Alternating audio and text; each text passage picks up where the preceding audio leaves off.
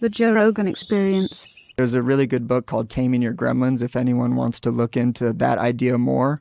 That guy does a really good job of doing that. So anyways, I started going through like my hero's journey, and I spend a lot of time like meditating, a decent amount, but not just like normal meditating, like fucking around in my own head type of meditating, and just seeing what type of unconscious things are kind of below the surface of my everyday, like Cory, me.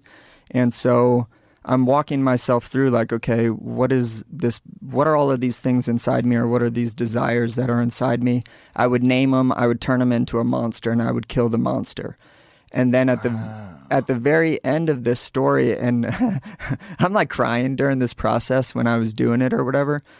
In the hero's journey, a lot of the time you have a mentor, like a Yoda. You have this thing that kind of guides you through how to defeat all these monsters and all of it. So I get to the end of my story, and one part that they never really bring up in heroic stories is the return back home, which is a really big deal. Like, you've just eliminated all of this stuff and now you got to return back home. So I'm getting ready to return back home, and my mentor at the time, because I did grow up really religious, it was Jesus at the time, where like Jesus was my homie at the time, you know, he was like this guy. And so we get done defeating all of these monsters, and we're sitting at the cliff, and it's like, okay, time to go home. And he's like, hey man, like you got one more monster to defeat. And I was like, well, what is it? And he was like, me.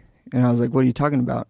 And he was like, man, like I'm the last thing that you're attached to. Like, in order for you to continue on, I'm the thing that you got to defeat. And I was like, well, what does that mean, dude? Like, I'm not about to stab you, bro, you know? And he was like, you have to push me. And I was like, push you off the cliff?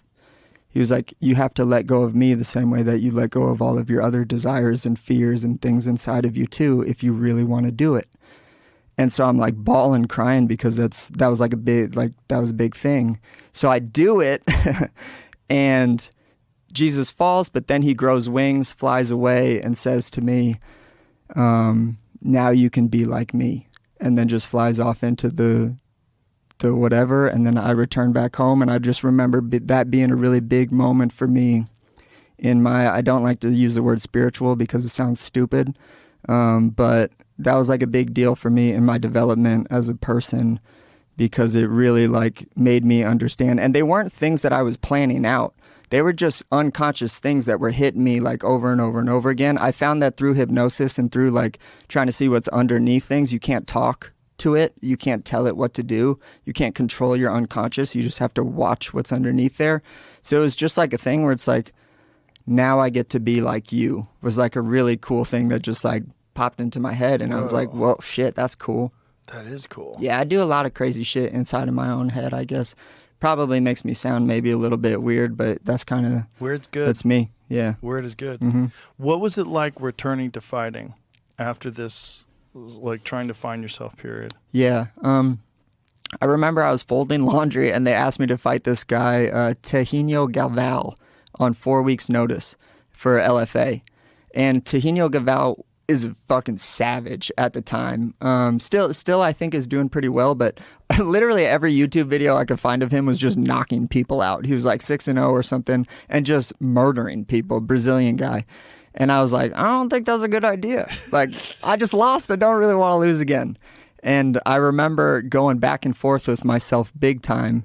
And as I was folding laundry, I kind of got hit with another bit of wisdom that came from wherever, not from myself, came from wherever. And in this bit of wisdom, it told me, man, I gave you this life for you to make it up yourself. Quit asking me to make decisions for you. And so I was like, all right, fuck it, I'll do it. You know, I'll do it. And a big piece of me going through that whole thing, and what I learned a lot about it, was love of fighting isn't really, love of anything I don't think is like Disney shit. It's like a mega commitment to something that you want to achieve, and it works like a marriage. More like a marriage, less than like a romantic, like, hey, this is a fling. Like, it's like, hey man, I might not like you every day, you know, but I'm going to commit myself to you, and I'm going to do this thing. And it helped me really wrap my head around what kind of true love is, because I feel like that's what true love is. And if you want to love this sport, and you want to say you love this sport, you got to love it on the months, days, it might last years that you really don't like it.